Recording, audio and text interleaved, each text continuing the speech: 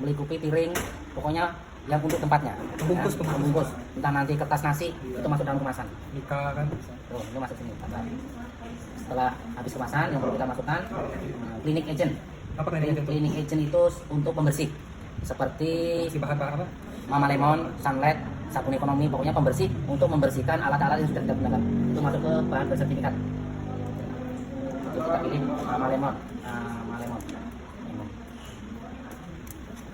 Ayo, Le. Mama Lemon kita cari yang jeruk nipis supaya segar. Jenis bahan cleaning agent. Ini harus dipilih semua ya.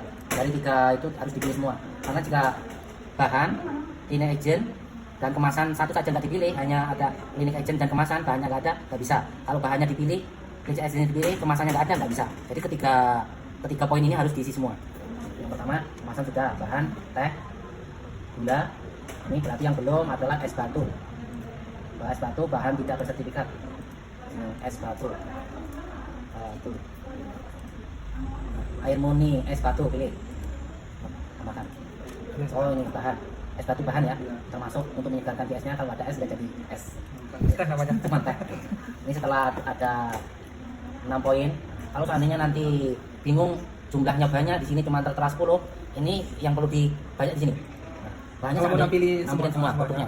Pilih di sini. Jangan 10, diperbanyak, ada 25, 50 dan 100. Pilih 25. Nanti semuanya akan terlihat. Kalau bahannya banyak. kurang dari 25 akan kelihatan. Kalau lebih dari 25 nggak akan kelihatan semua, maka harus diperbanyak ke 50. Berarti bahannya ada 6. Setelah selesai, dari bahan masuk ke produk. Produk kayak pengajuan. Tambah. Klasifikasi beda ini. Kan bisa kita Iya, ini diisi semua.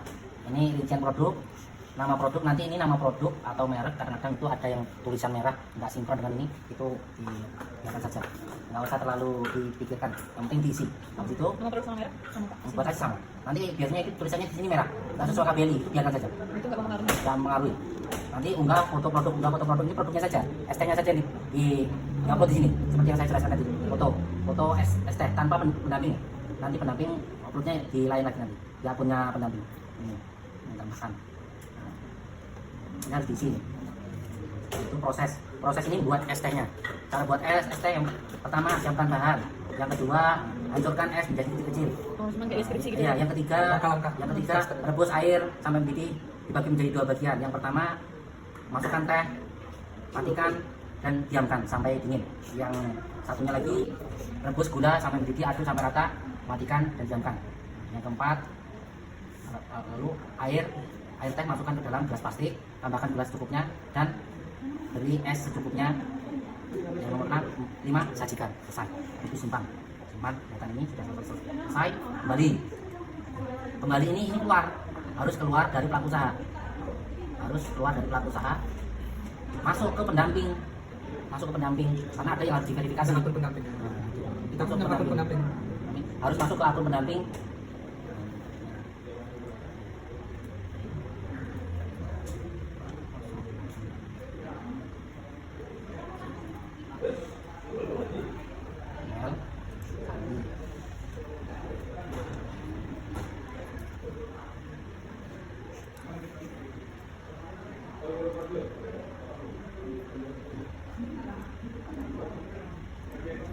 Ini setelah tadi keluar dari pelaku usaha, yang perlu dicek di sini adalah cek data pengajuan pelaku usaha.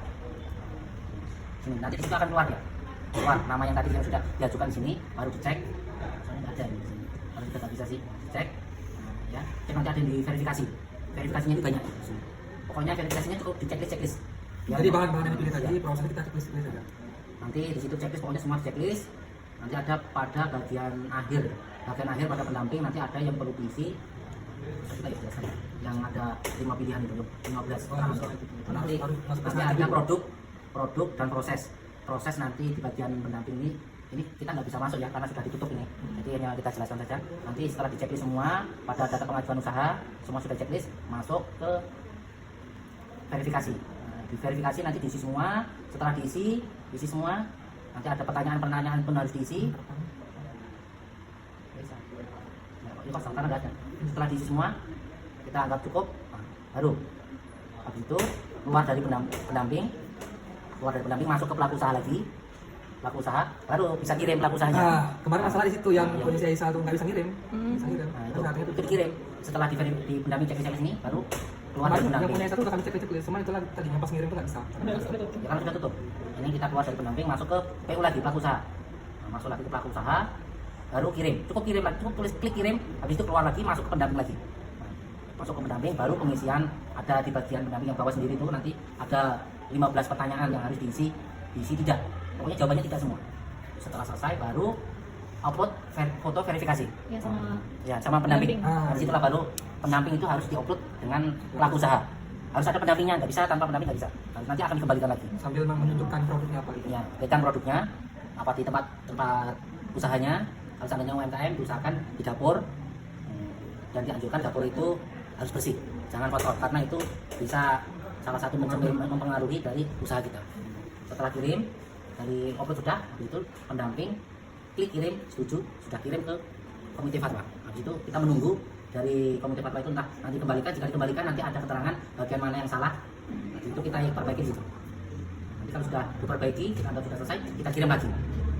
Ya seperti itulah proses untuk pengajuan sertifikat halal karena ini sudah tutup, nggak bisa secara langsung, jadi secara tersirat saja. Ini cuma menjalankan Saudara, kalau lebih enaknya memang harus langsung karena sudah tutup, yang gratis untuk yang bayar pun nampaknya UMKM pun agak berat dan kita pun agak ragu, ya cukup itu saja. Nah, seperti itu. Ya, terima kasih Bapak penjelasannya. Terima kasih Bapak sudah menjelaskan sedikit mengenai proses sertifikasi halal. Terima kasih juga kepada teman-teman mahasiswa sudah mau ke kantor KUA untuk meminta penjelasan tentang proses sertifikasi halal. Semoga informasi yang kami sampaikan tadi bisa dipelajari dan semoga kalian kedepannya bisa menjadi pendamping halal.